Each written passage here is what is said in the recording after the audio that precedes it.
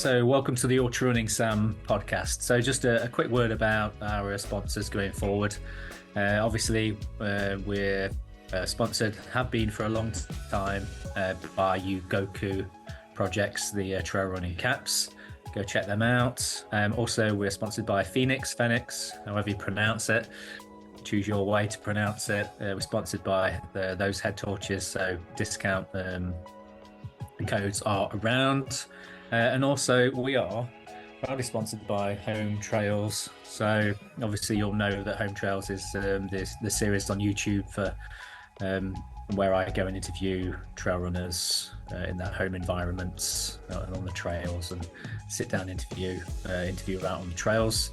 But we're also turning it into a bit of a brand. So going forward, you're going to be hearing more about Home Trails. So we'll be organising social runs in and around the Midlands and the Peak District specifically, possibly some merchandise coming out, some hats and some t-shirts and stuff, so keep your eyes peeled for that. Okay, duties are done, on with the show.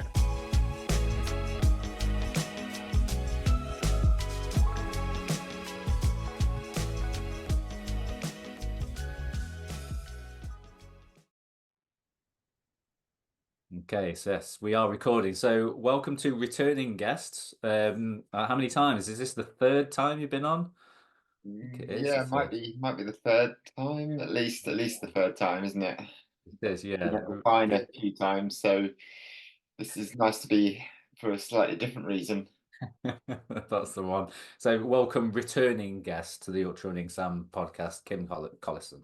Thank you for giving up some of your time to come on, mate. And we were just saying sort of before recording that we will obviously talk about the spine, because it's not this podcast if we don't talk about the spine. But yes, you are right. I've got you on for your great success at Swiss Peaks Trail 360. So how long ago was that now? So so it's only like a couple of weeks ago, isn't it? Yeah. Um, 3 weeks ago, probably now, is it? I think. Yeah. So yeah, not so long really. Recovering? Just about. Still a bit creaky. My enthusiasm is probably a little bit ahead of where the body is. But it's definitely starting to feel like my normal self. And when Yeah. I wake up now, I'm not so flat anymore, or yeah, so feeling good. Are you like most of us, where you have, especially if you have success at a race, you sort of you willing your body to come back quicker, aren't you? Because you think, right, I've done that, amazing. That's a stepping stone for this next thing I want to do, and I want to get back on it. I know you're a coach and everything, so do you still have that thing that us normal people have, where we want to try and get into training too quick again? Oh yes, most certainly. I mean, my whole objective since the last year's DNF has been towards this coming winter.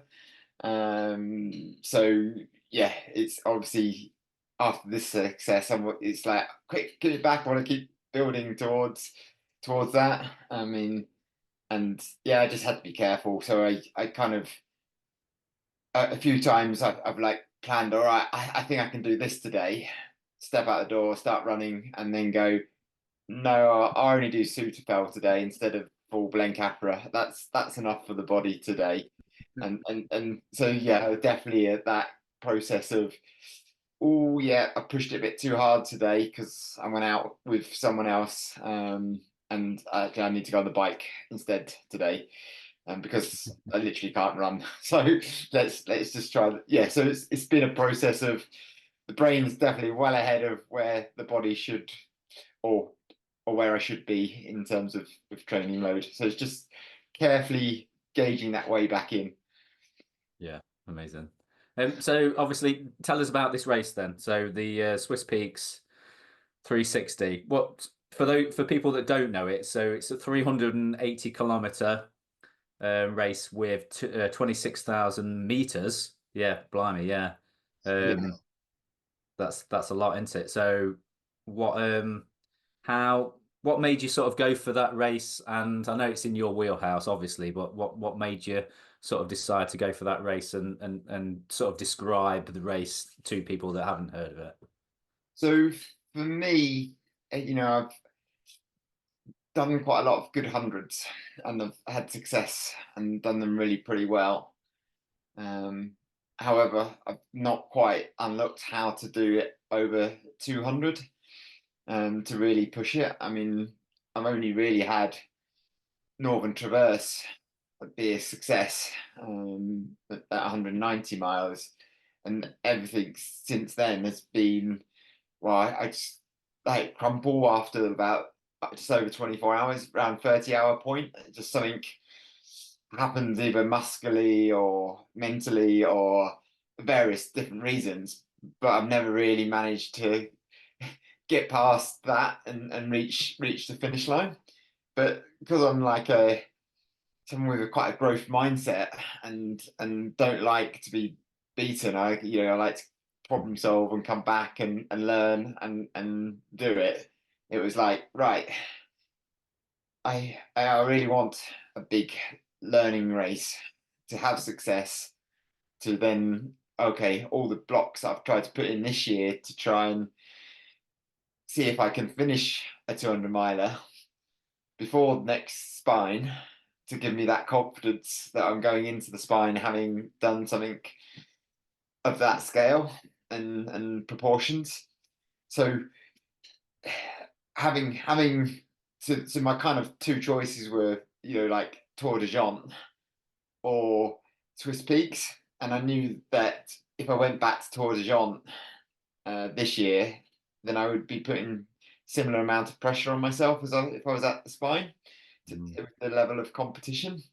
So I didn't want that to be a factor in the success. So I chose the equally as epic, but slightly lower key race, and I think that was kind of my reasoning for going to Switzerland. And I think I watched probably Jeff Pelleter's YouTube video and what, yeah, that looks awesome.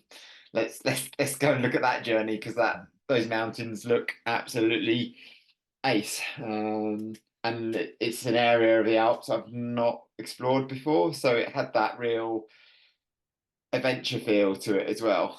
And that everywhere I was going was going to be a new footstep and a new mountain vista and new glacier and a new blue lake. It was just like, okay, yeah, this is why I wanted to come for Swiss Peaks, to try and get that piece of success, that all the hard work I've done this year to try and correct some issues and problems that caused the spine DNF.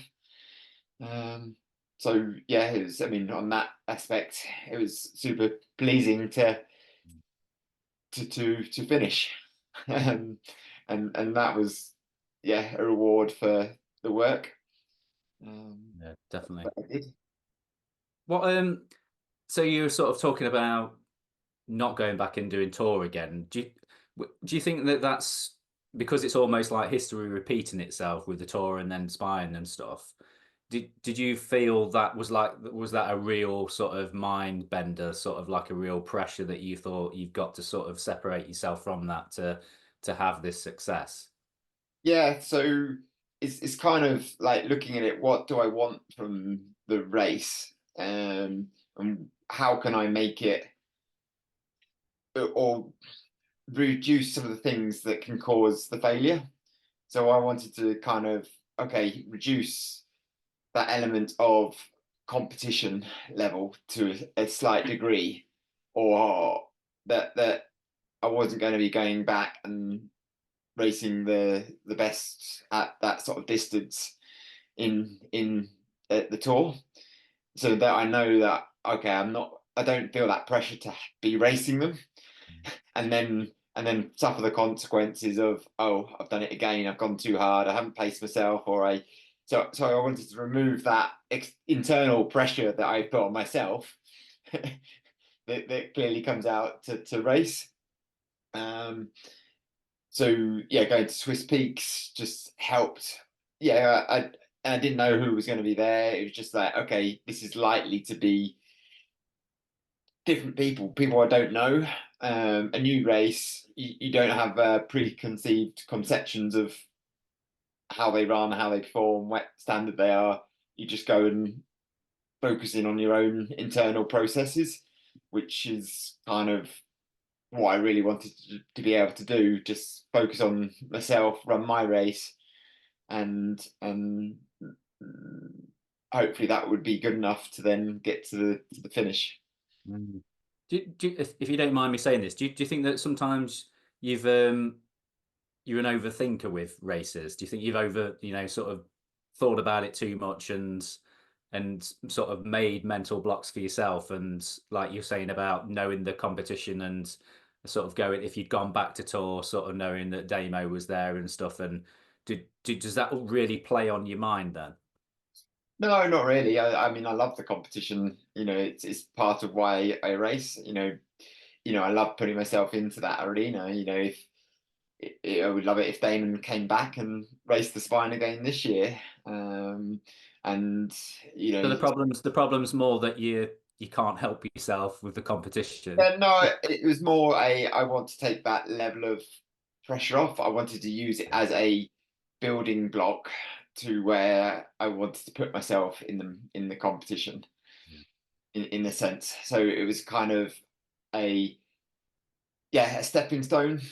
So rather than making it the big A gale race, where I'm putting myself in the most competitive arena at the distance, it was me going, right, how can I have success at this distance in a slightly less competitive arena as a building block to putting myself back there next year or for the spine. It was kind of okay, just change something, change an aspect, and yeah, I'm totally now like, okay, I've learned so much from finishing this race that I go, okay, I can definitely now race the tour a lot better. I can now race the spine, hopefully a lot better, and have that confidence of, right, I can get over this hump. It's the success will come. Mm. Yeah, definitely. Yeah. And I mean, it was just also it's a really beautiful place to go and do a race. Mm. It stood out as, well, this is one to do. I'm going to do this one eventually. I may as well do it now. It makes sense to me. Mm. What's the route like then? Could you sort of, for people that don't know the route, where is it take in sort of places that people would already know with other races and stuff?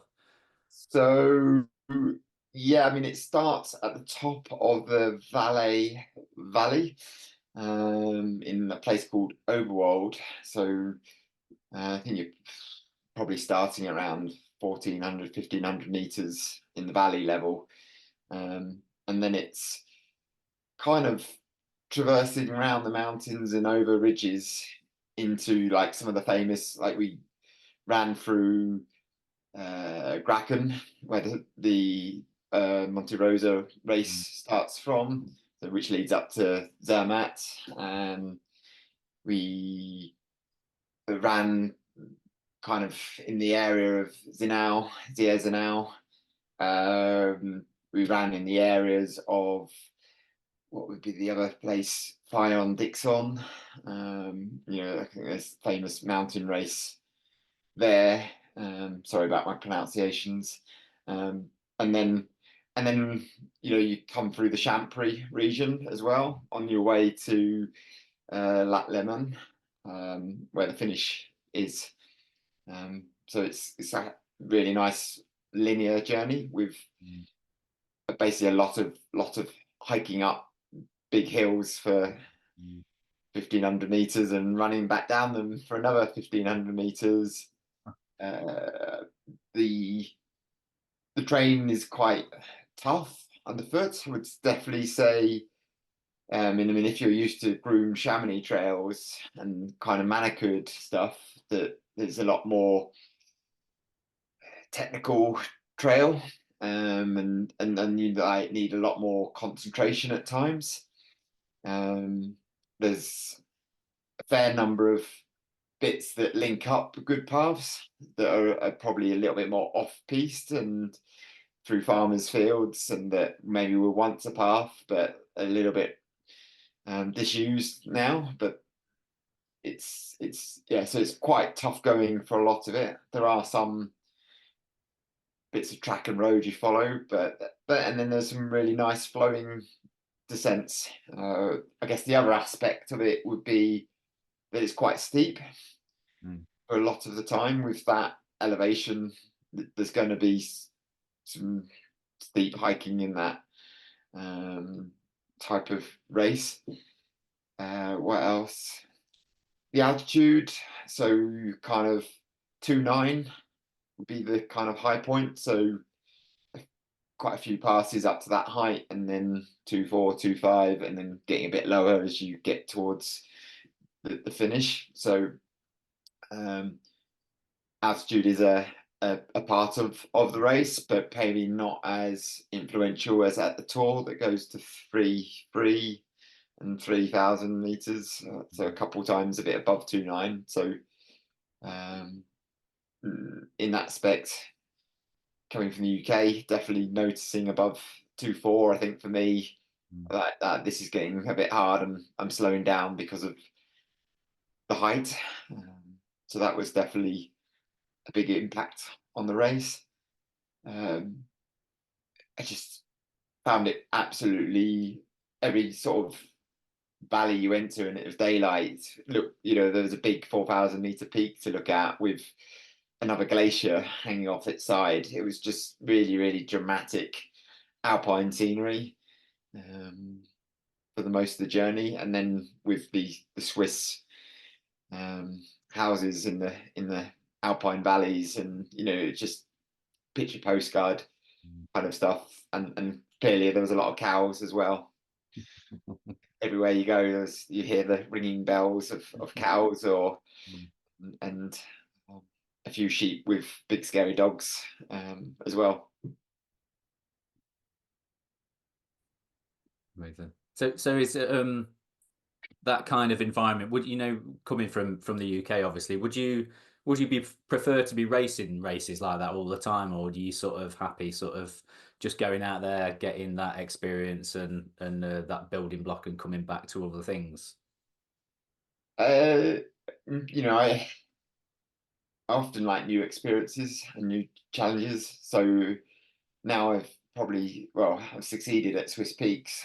Probably wouldn't go back, because it's part of it is the adventure and the challenge. So now that challenge and the adventure's done, I don't feel like I would necessarily need to revisit it. I would look for fresh challenges. Although it was a brilliant, tough, hard journey.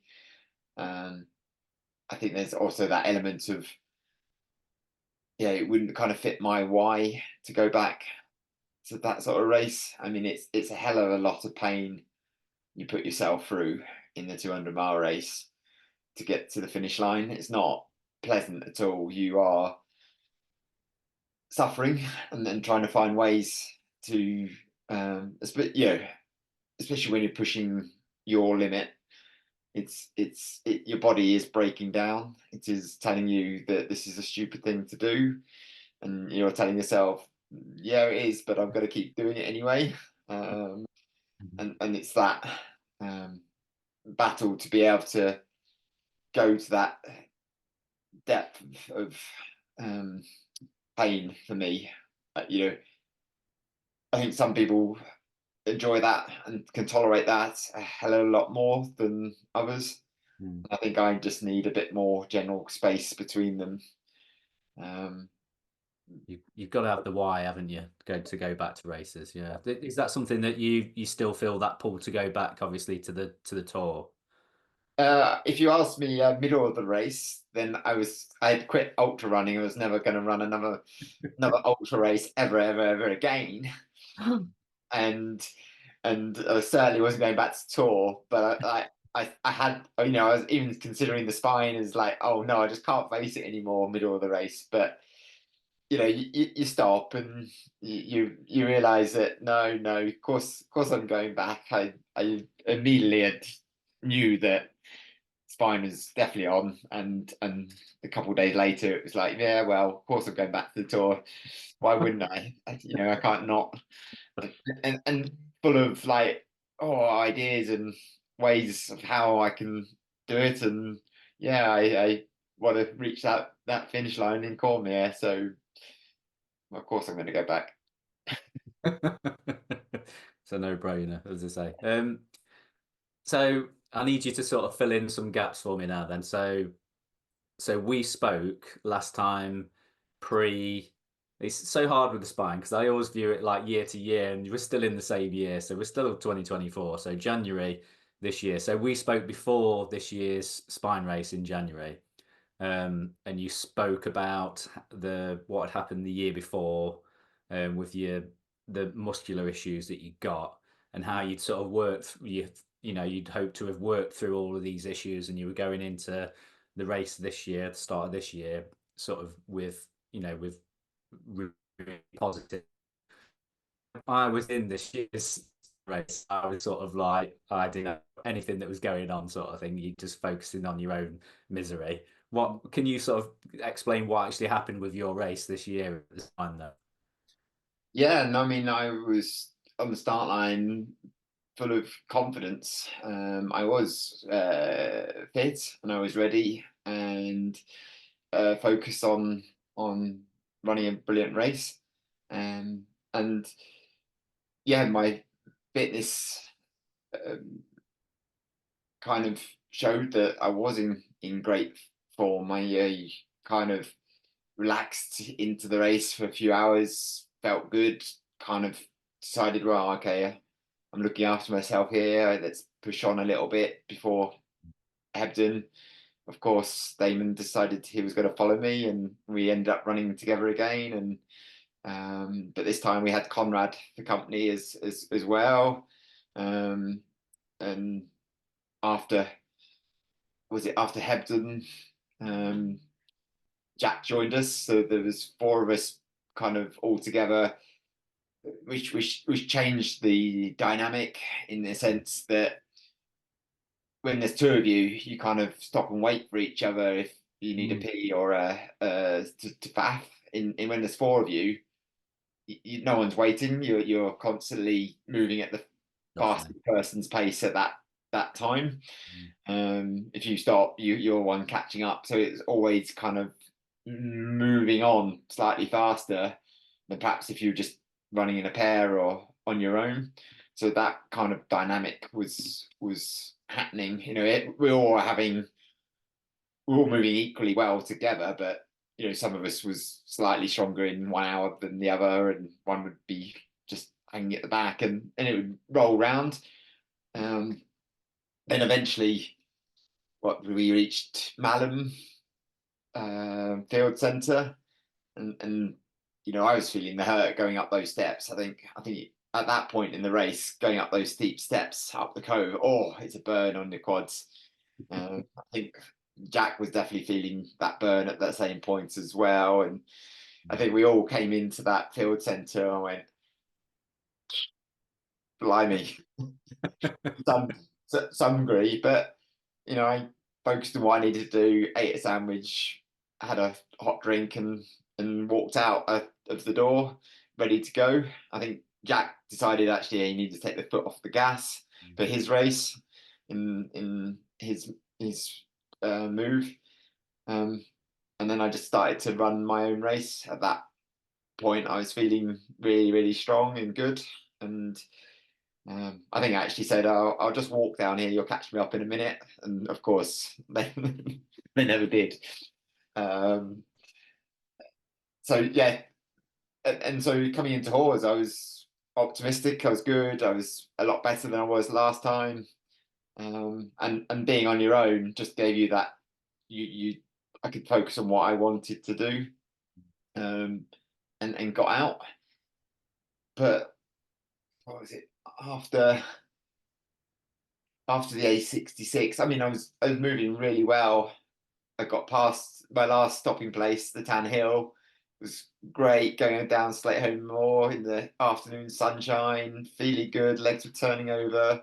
I mean, it's 130-mile distance to legs turning over, but it was still turning over. And yeah, I remember asking Martin Stone, going, yeah, I'm great, I'm feeling good. And it wasn't until, yeah, starting to move towards Middleton and running down off the hill there, that suddenly my knee started to go, just in the inside of the knee, getting real, like, severe kind of, oh, this is a muscle, it sort of injury kind of pain. And then all the styles over, as you had to go up the river, like, I couldn't bend the knee, couldn't bend the leg, couldn't get over the styles. And it was kind of, yeah, this is not going to get better kind of feeling. And so it was kind of, well, yeah, I'm not going to go and push my body another 150 odd miles or 130 miles or whatever it was at that point to reach the finish. I knew the race was done before I was probably 3 or 4 miles from the checkpoint, and it was like, no, the body's done. And so in one respect, I was kind of delighted, because I was fit, I was strong, I was focused, I was executing a really good race, and I was, waiting to execute the next bit. How do I sleep? How long do I stay for? This is my opportunity to refresh, and then get over the hump point, into the where I could start seeing the finish line. And unfortunately, the biomechanics, I suggest, this time let me down in my body. Would say was the main thing, that I was strong enough to run at that level for 130, 140 miles, but that was it. And after that, my biomechanics didn't allow me to run that level of effort any longer. So that the issue that you had previously about, with the sort of cramping and stuff with your muscles, that's all gone and done with, is it? Yeah, the change of medication. I came off the medication before the race, and that was, yeah, a world of difference. Just knowing, when I did come off the medication, I think it was after UTMB, and having that final, like, oh, this is, I've got to do something. The adaptations that I was suddenly making in terms of training just suddenly improved. I think most noticeably was when I was strength training. I was seeing progression in that area. So and that I wasn't coming home from most of my runs with some sort of level of DOM soreness, above, someone of my level that does lots of running on hills. It was kind of excessive, and that kind of dissipated automatically. Now I'm on a slightly different medication that helps the main one. It's yeah, still good. So yeah, I'm well past that. So that's kind of like, that problem's solved. So it was a case of, okay, what have I got to do now to Yeah, it must be so.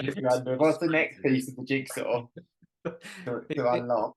Oh man, it must be so frustrating for you, because you've got over that hurdle and you come into the race like feeling fit and ready to go, and then something rears its head like that. Like, what was it, like an overuse thing, or was it just like Yeah, so overuse of the knee muscle, because the knee would have been moving probably because my glutes would have been firing properly, so I would have been dropping the hip a little bit. The knee would have been moving, and do that for 130 miles. It's an overuse of the muscle, and the symptom came out on the ligaments in the knee, and yeah, I knew that I wasn't going to push that to make it into a long-term injury. Injury, yeah. So It must be frustrating. I think at that point, so I think I'd been sort of asking what was going on with the race. Obviously, I was like way further back, and someone had said how you were out the front on your own, and I thought, yes, this is his year. He's gonna do it this year. It's like this is like payback for the DNF before. He's going to make it happen this year, and I was convinced that it was going to be your year. well, And I then was pretty convinced until it wasn't as well. I mean, I was riding a high at that particular point, going through Town Hill and crossing the A66. So I was like, okay, I'm in a stronger position here. Obviously, it's a very long way, and there's a lot of sleep deprivation and miles to do that are going to play out in this. But it felt good. Yeah, so it was very, very frustrating when that kind of realization hits that, oh, this third time, and you kind of, I quickly learned that I had to accept it. It's one of those, right, it's happened. Am I going to work through this? No, I'm going to accept it and come back again next time. It's also, the frustrating thing is how would it have played out over the whole race if I hadn't been injured? It's one of those what if moments that you always ponder, but it is what it is. And that's how it did play out. So it's great. yeah, But now I get the opportunity for round 4 again in a few months' time. yeah, yeah. Is there any is there anything that you realise that you should have been doing that may have sort of contributed to that, like to that injury, or was it just one of those things that happened? Yeah, no, I mean, I guess what I've done, is kind of worked with a physio to try and correct some of the form through some specific exercises to try and help create better balance in my body, to try and reduce that risk of the overuse injury. And I think, yeah, if I can do 87 hours now, I've pretty much got to the duration I need to be able to do the spine. I clearly got to. It's still a long journey to try and improve that area. It's far from being perfect yet, but a few more months of trying to work hard on it, trying to be consistent with it, should get me into a good enough place to stand on that start line again. That hopefully that won't be the particular issue. I do think there's room for looking at sleep strategies to help muscular recovery and reducing your RPE levels in that crux kind of point for me. That yeah, with a 100-miler, you do push through the first night, and you can do it easily on a 200-miler as well. We can all do it, stay up one night and keep going and wake up the next morning. But it's also a question, is that the best strategy or not for me, for the body, for the final average pace at the end. So I think there's options to explore and think about.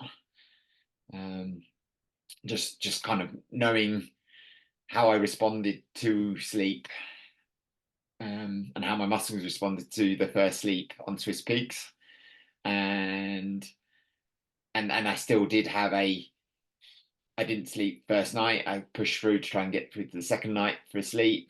Had some real questions and doubts the middle of day 2 of like, this is so painful. How am I doing this? Why am I doing this? I can't do this. How am I going to get to the end? Kind of points that that put that DNF firmly back in my head.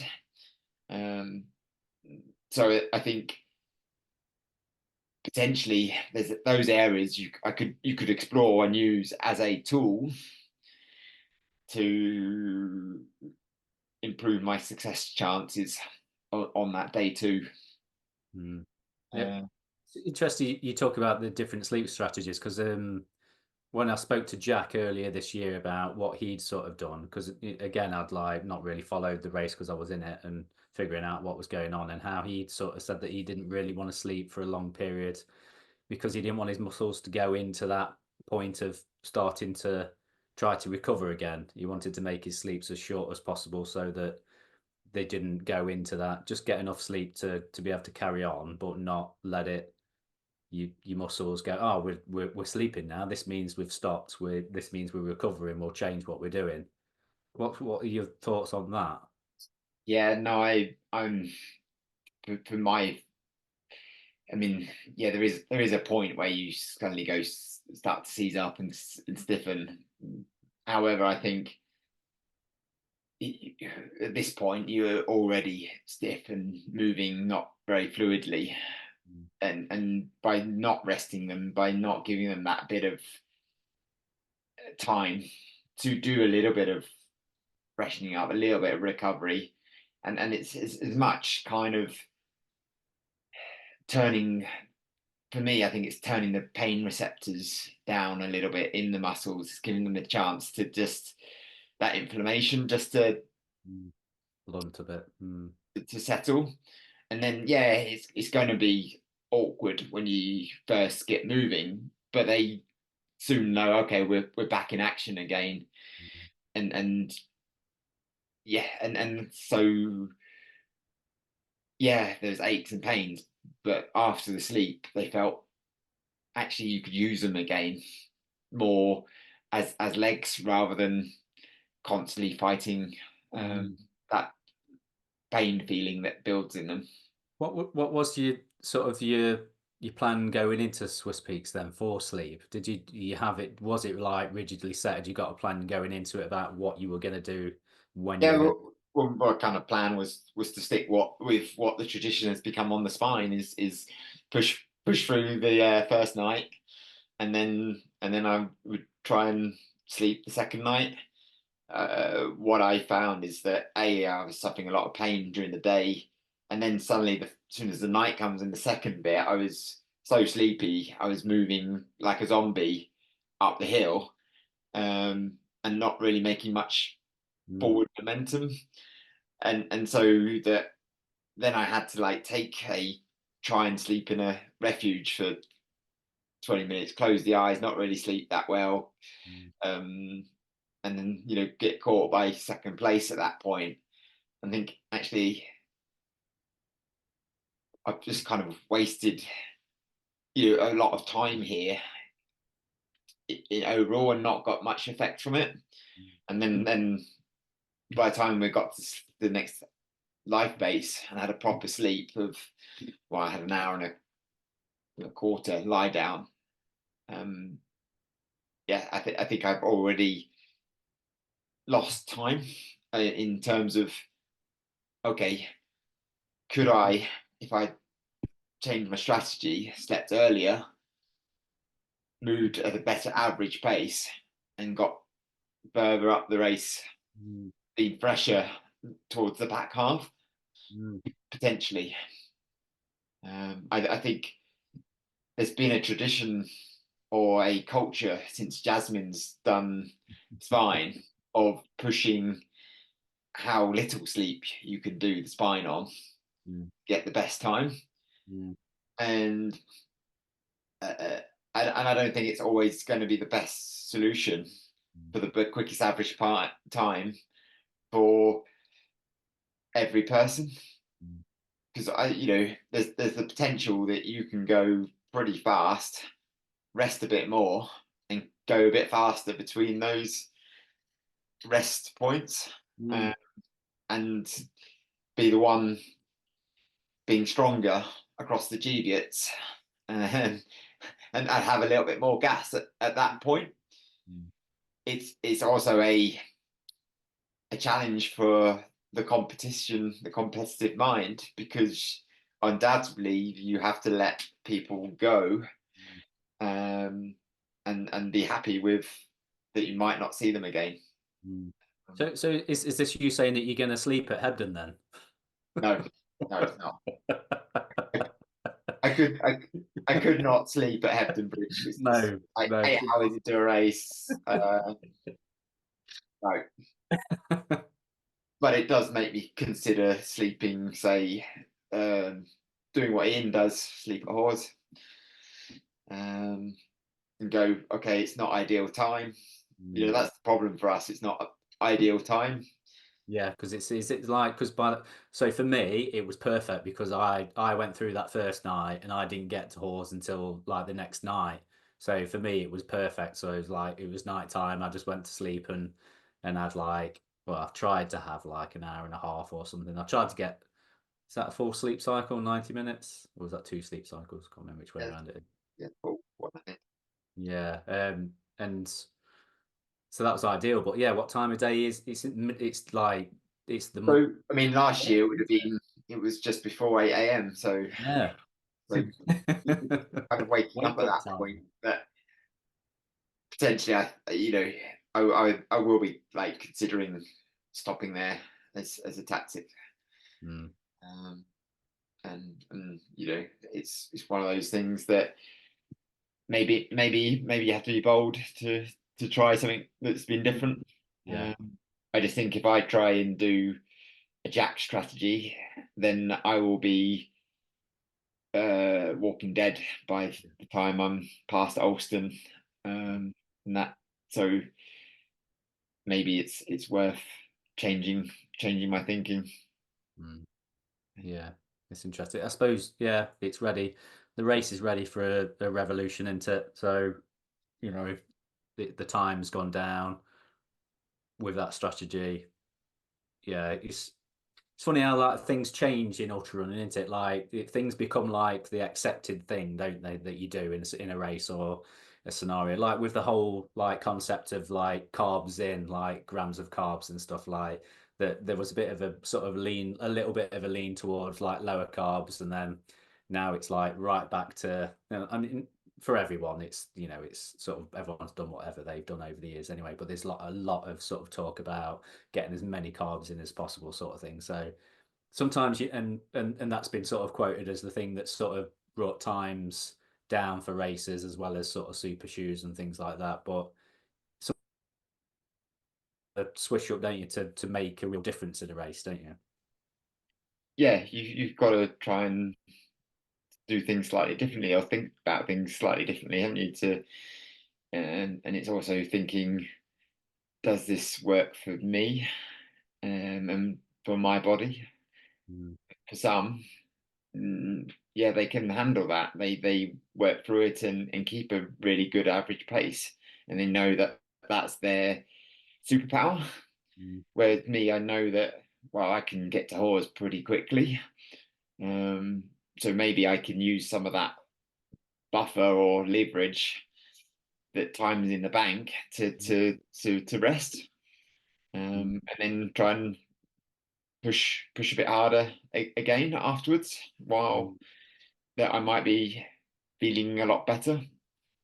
Who knows? It's definitely an area to explore in terms of sleep strategy for this race. Yeah.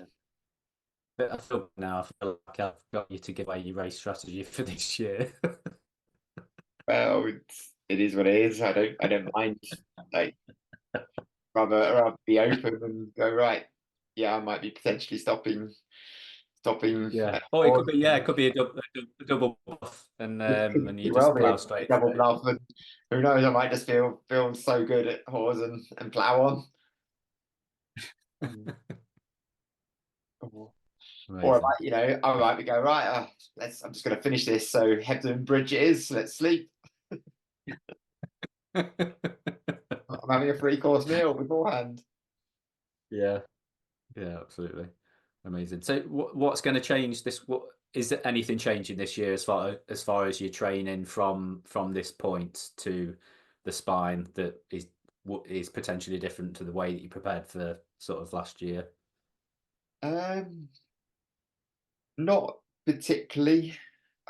I think most of it will stay fairly similar in a sense. I will be um, focusing on building my fitness, um, trying to do some specific work with the pack, but not masses, because for me it just sucks the joy out of running to some degree, carrying that weight of pack. And I know I can carry it, and yeah, there's an element of, does that impact on my biomechanics? Yeah, probably, but I think I only need so much of that work. I think for me, being fittest I can be, um, uh, will be crucial. So I will implement some biking and running and um, elements of intervals into the training, which will then end up with some longer, darker days out on the Pennine Way or in the Lake District, um, in towards November, December. Yeah, I think that's probably the main change. I might do slightly less shorter races. I remember doing last autumn quite a few shorter fell races in the build up. I probably won't do as many this time, but I would look to recreate that in other ways, in workouts rather than potentially races, to make sure I go into the race feeling strong and fit and ready to turn the legs over. I mean, let's face it, this is your, how many times have you done spine? This be your Number 4. fourth time. Yeah. So you know what you're doing, don't you, training wise? Yeah, no, I've been ready for Swiss Peaks. I can get ready for the spine. It's just, where do I tweak things at a particular point in a year to be fit for that particular race? What do I want to work on at this point? And then when do I want to have the most specific work for the race? And yeah, so there's elements there as well of um, opportunities to polarize things to some degree, because the spine is such a slow race that there's opportunities to go, right, can I do some really long days but keep the intensity really slow and low heart rate, to just practice moving efficiently, hiking, and build up a bit of metabolic flexibility with kind of the lipid system, going, okay, at some point in this race I'm going to be depending on this system quite a lot, whereas also at the other end of the race I am going to be burning a fair number of carbs as well, that I want to be able to push pretty strongly to Hebden, to Hawes. So yeah, there's going to be an element of need to be aerobically strong for that part of the race, as well as, okay, the back third of the 2/3 of the race, where it's a different type of game. Do you actively do that nutrition wise? Do you are you sort of dropping carbs down to be more fat adapted for for the long? No, I'm definitely focusing on making sure the carbs I need for my training are. I'm definitely focusing on making sure that I do get enough carbs for the work I'm doing. So There's a bit of a misnomer, isn't it, that to be able to burn fat you need to be putting carbs. It's not the case, is it? It's your training dictates how you sort of use those substrates, isn't it? yeah, I mean, the kind of, obviously there's the going down that ketogenic way is going to one extreme, and I mean, there's potential for these long races for that to be a very successful strategy. But what it does mean is that you've got to really control that pace early on. You're kind of very limited at the top end. You just don't have that full throttle that someone that has trained the aerobic system well, that can utilize carbs really well and go through them. So there is an element of potentially you could be losing out on that. But there's very successful athletes that have gone that extreme in these races. Ian Keith would be the classic example of it, that's had numerous successes at the spine. For me, I know that's not how I operate and run well. But it is something I'm this year have focused more on, trying to optimize it, trying to make it a little bit less random and eating lots, to what do I actually need to, and when do I actually need it, I think is more appropriate. Is when do I need that high carb content, and when do I need a lot less? Is it a recovery day, and actually I don't really need that many carbs, I'm pretty efficient, let's make that more of a higher fat day than carb day. But it's just, I think it's really crucial for me and most athletes to hit the carb numbers, and to do that. And carbs. For me to do that, from on the kind of elite level, I've definitely enjoyed getting some testing done in the lab to kind of go, okay, what is my physiology? What is it telling me at different intensities that I am burning? To be able to go, right, okay, I can be a little bit more on, make a smaller barn door with my nutrition than a big hanger worth of a door. Like, let's pluck some figures out of the air. This is an average person, what they burn at these intensities, so I can go, actually I'm not average. I'm at a different end of a scale, so let's get some data that can help me try and be a little bit more sophisticated with the nutrition. That's really interesting that you've sort of gone to those lengths to get testing. So what did that reveal? Could you reveal? You're allowed to reveal what did that? So you more of a sort of a fat burner or a carb burner? Is that sort of thing that you've been finding out? Yeah, so I would say I was more of a carb burner. However, there's that proviso of, there's, in that test it's an hour. So what does that reveal in an hour? Actually, these races are several hours. What does the body do in hour 4, 5, 6? To 80.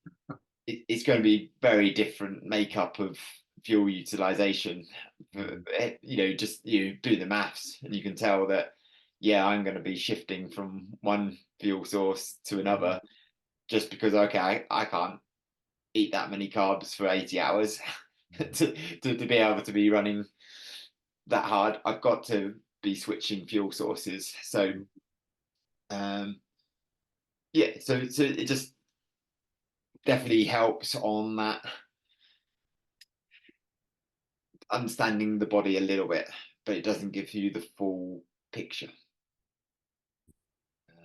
which is and I'm about to take a part in a study that's starting to look at that over 6 hours. What does the body do over 6 hours eating 90 grams of carb, and what are the changes? So that's going to be also very revealing information for ultra runners when that study comes out. Yeah, yeah, definitely, yeah, because that's always been the issue, hasn't it, with all the studies that have been done with that sort of substrate utilization. Has always been, like a treadmill test for an hour or something, or the time trial or something, or people on bikes doing stuff. But the real world ultra runner, yeah, I mean, how often? Yeah, 6 hours. That's a mountainous 50K, isn't it? That kind of thing. So you're gonna find out, aren't you? A lot more information, aren't you? Yeah, definitely. So yeah, so I think that's another area that I've thought about and Mm, tried to work on to be a little bit better. yeah, Um, brilliant. So which it is seems like you sort of bringing all the pieces together now that um, you've got over certain issues, and you've had a bit of unfortunate luck with the race this year. But how confident are you feeling? So you must be feeling really confident going into this year's Spine, having come in off like the Swiss Peaks race and knowing how you feel. yeah, I mean, excited Yeah. is probably the better word. Excited to have that opportunity to have another go, because I know that success is never guaranteed.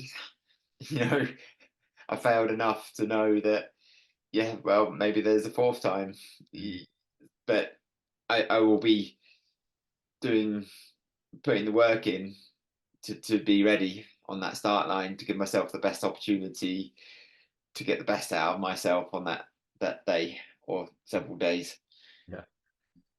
which is great, and have it also with the confidence, as say, in the back of the mind of, right, I've done the work, I've ticked off the boxes, I've had success. I know that there shouldn't be a limiting factor now for me if I execute a good race from finishing. But it's the spine. Who knows what happens? Or any sort of injury or accident can happen. There's Yeah. ice. What happened to me? That's what happened to Oh, me. it, It can yeah. happen. Yeah. I might, wander off in the wrong direction of Hadrian's Wall or something, and who knows? Who knows? Yeah. Well, I suppose, yeah, that is the beauty of the Spine race, isn't it? The only predictable thing is the unpredictability of the race, isn't it? That's the only thing that you can predict beforehand, is that something interesting will happen. Well, I'm fully aware that there's a lot of people that are willing you on this year, that like I was, this last year, even though it was still this year, knowing that you were at the front and thinking, this has got to be Kim's year. It must be. And there's that well-known expression, isn't there? The fourth time lucky. It is exactly. It's fourth time lucky. It's well-known expression. Well, yeah, I don't believe in luck, but yeah, I do believe in hard work, and I know that you put in the hard work in, so you deserve every chance you get. So I'm really looking forward to how you perform in January, and I'll be back on the media team, so I will be hassling you at checkpoints for mini interviews and stuff. So I apologise in advance. Great. Make sure you don't wake me up at Hebden Bridge. Only if I'm bringing you like your third lasagna or whatever it is. Yeah, yeah. Or what is it at Hampton? I don't even know what the food is at Hampton. I think it was soup. Soup or Yeah. lentil soup or something like that. Well, yeah, all the best, mate, for January, and I'm sure it feels a little bit too early to be doing like pre-spine race interviews, but I suppose this has kind of turned into one. So, um, yeah, I think I'll still put it out as soon as possible, because people are interested in the spine race as well, and then wanting to hear your story about Swiss Peaks as well. So, appreciate you coming on, mate, and having a chat. Thanks for coming on. That's okay. Thank you for having me. Brilliant. Cheers, mate. Bye. Bye, everyone.